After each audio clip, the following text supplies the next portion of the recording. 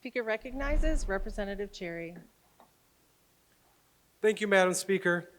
Permission to speak on the entire package. Granted. Madam Speaker, today I rise to support these bills, and I'd like to discuss a little bit about the situation that I believe necessitates these bills. We are right now in a period of rapid technological change. We are seeing a revolution in our transportation marketplace, our transportation technology. And whenever you're having a technological revolution, the pieces on the board get mixed up. And there's winners and there's losers. And other states know that when there's technological change and we have to totally rebuild our manufacturing base to reflect where we're going technologically, they have an opportunity to grab that market. And they are. A few weeks ago, first I'll say, I think our workers know as well that this is happening. A few weeks ago, I was spending time, surprise, surprise, with my good friend, the representative from Burton. And we were visiting some UAW retirees at their Thanksgiving dinner. We sat down, we're talking with the president of that local. And what was on his mind was the expiration date that existed on the factory that his workers work at. Because he knows that the product that they produce is very soon not going to be produced anywhere anymore. Now, this can be talked about in a very theoretical sense. We often talk about it in a very theoretical sense. But for me, it's not theoretical. When a little bit before I was born, in my community, we had 80,000 auto worker jobs. Today, it's probably about 10% of that number. And when you lose that many jobs, as we are poised to, over the course of the next 10 years, it is absolutely devastating. The ripple effects are immense.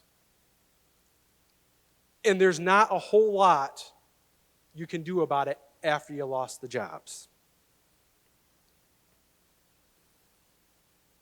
So I'd like to ask you, Madam Speaker, to think about this in a counterfactual sense. What happens if we don't pass these bills and make them law versus what happens if we do pass these bills and make them law? If we don't pass these bills, 20 years from now, what does my community look like? And I just see more devastation. I see more job loss. I see more poverty. I see dreams that are crushed, futures that are extinguished. Now, if we pass these bills, I don't think everything's rosy. It's not. We got a lot of other work we need to do to secure the economic future of our state. And some of this stuff has been talked about today. Education, infrastructure, our environment, worker rights. That's all important. It's necessary. But a lesson that I learned growing up is you can have really great institutions that you've invested in, that you've built up over a generation, and when you lose 90% of your jobs, it dissolves. In the 1970s, the best public education system in the world was in Flint, Michigan. Today,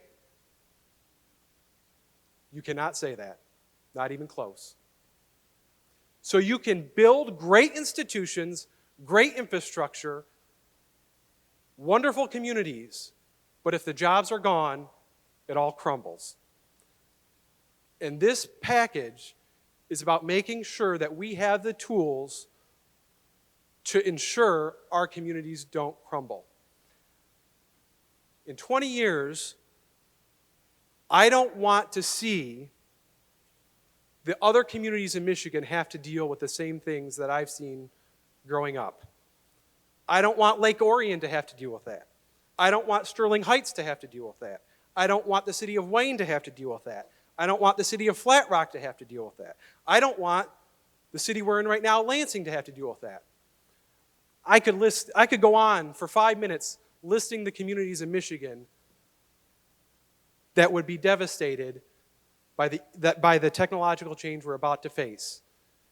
And this bill package is necessary so that we have the tools to secure the economic future of our communities. Madam Speaker, thank you.